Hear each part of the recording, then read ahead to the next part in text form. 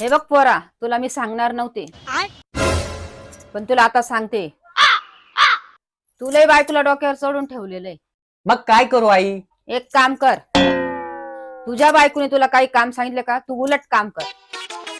त्याच्याशिवाय ती वटणीवर येणार नाही. राहीन ना लक्षात? हो आई, राहीन लक्षात.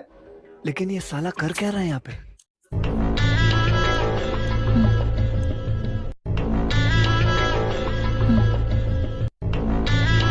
अहो, माझ्या आई वडिलांना 20,000 रुपयाची गरज होती, पण तुम्ही काय देऊ नका. आणि हा, माझ्या मैत्रिणीचं लग्न पण होतं, पण माझ्याकडे नवीन साडी पण नाहीये, पण तुम्ही घेऊ नका.